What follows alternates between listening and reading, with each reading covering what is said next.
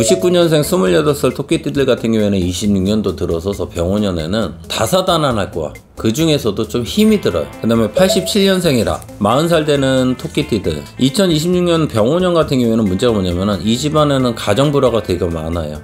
75년생 토끼띠들 같은 경우에는 2026년도에 내가 묵은 금전이 들어오거나 묵은 문서가 들어오는 것처럼 혈액순환이 되고 수확하는 한 해가 되실 거야. 64 되시는 토끼띠들 같은 경우에는 내년에 이건 지병으로 보이지는 않는데 건강수에서 내 몸에 칼 댈 일이 좀 있다 그러죠. 안녕하세요. 안녕하세요. 잘 지내셨죠, 선생님? 나 고문 받고 있어요 지금. 띠변 운세 하느라고 뒤지겠어. 선생님께서 운세 촬영 힘들다고 하셨는데 제가 제발 한 번만 해달라 그래서 아씨. 또 이렇게 촬영을 하고 있습니다. 네. 2026년도 네.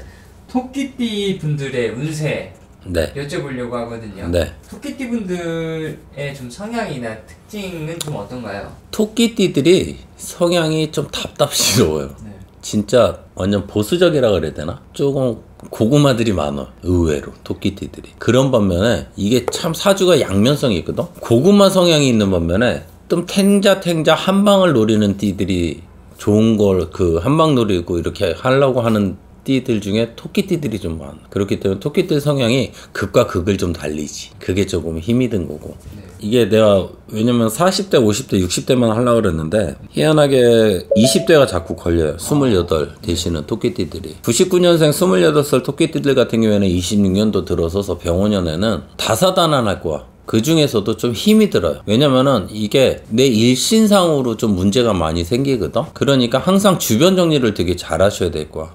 그래서 사람들에서 입설구설 중상모략이 다가오는 것처럼 쉽게 해서 저기서 어떤 무리들이 내가 모르는 사람이 저기서 싸움을 하는데 내가 옆에서 구경을 하다 내가 같이 잡혀가는 형국이야. 그러니까 내가 하지 않은 일에 자꾸 오해를 받을 수 있고 문제가 생길 수 있으니까 99년생 토끼띠들 같은 경우에 내년 한 해는 내 몸 관리, 내 주변 관리 되게 잘 하셔야 될 거예요. 그래야지 한 해가 무난하게 넘어간다는 소리가 나와. 그러니까 내년 한 해는 항상 조심. 앞도 보고 뒤로 보고. 쉽게 해서 길을 가다가 파란불에 내가 건너가는데도 차가 와서 나를 치이는 형국처럼 들어오니까 사건 사고를 좀 조심하셔야 될 거야. 그 다음에 87년생이라 40살 되는 토끼띠들, 2026년 병원년 같은 경우에는 문제가 뭐냐면은 이 집안에는 가정불화가 되게 많아요. 그렇기 때문에 결혼을 하시려고 하는 분들 같은 경우는 한 해를 넘겨서 가라는 것처럼 내년 한 해는 좀 피하시라는 게 좋고, 그 다음에 실질적으로 가정생활을 하시는 부분에서는 부부지간에 이별 공방이 들어. 그러니까 자식들의 문제가 아니라 부부간의 문제가 돼서 내가 눈이 밖으로 나돌아라는 형국이 드니까 한눈 팔지 마세요. 집안에서 진짜로 이게 각방 쓰고 이별 공방이 되게 세게 되니까. 그 다음에 75년생이라 시운틀 되시는 토끼띠들, 내년 한 해는 희한하게 시운틀 토끼띠들에서는 좀 괜찮다고 하는 게 시운틀 토끼띠인데 내년에는 내가 큐수를 거의 가을에 하잖아. 근데 75년생 토끼띠들 같은 경우에는 2026년도에 내가 묵은 금전이 들어오거나 묵은 문서가 들어오는 것처럼 혈액순환이 되고 수확하는 한 해가 되실 거야. 그러니까 그동안에 좀 고민했던 거 답답했던 게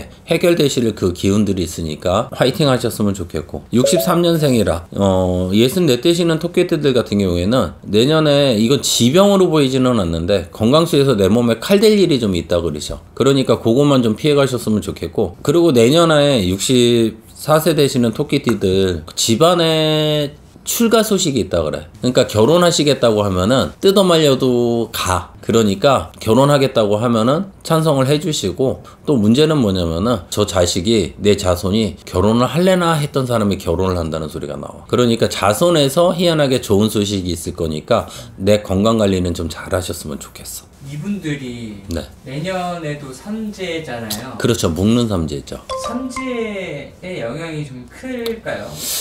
일단 전체적으로 띠별 운세로 따지고 토끼띠로 따진다고 하면은 한 70%는 기운을 받아요. 근데 문제는 뭐냐면 토끼띠들이 의외로 내년에 잘 풀리는 복삼재로 들어오는 토끼띠들이 있다. 그러니까 그거는 신년 운세를 보면서 상담을 좀 해보시는 게 좋을 것 같아요. 근데 의외로 영향을 받으면서도 복삼재로 바뀌는, 복삼재가 들어서 좀 기운이 살아나는 토끼띠들이 있어요. 그러니까 그거는 좀 참고하셨으면 좋겠어. 지금 뭐 띠별로 이렇게 봤지만 네. 개인 사주로 봤을 때는 네. 복삼재인 분들도 있고 악삼재인 분들도 있겠네요. 그렇죠. 악삼재, 폐삼재도 있죠. 그러니까 이게 제가 뭐 지금 띠별 운세를 찍고는 있지만 몇 년생, 몇 월, 며칠 태어난 사주가 있고 성씨가 또 뭐냐에 따라서 달라지고, 그러니까 이거는 전체적으로 보면은 보편적으로 보면은 가능하지만 또 개인적으로 사주는 개별적으로 보시면은 그게 또 조금씩 다르고 차이가 날 수 있어요. 삼재 때 네. 이 행동은 절대 하지 말아라 하는 것도 있어요.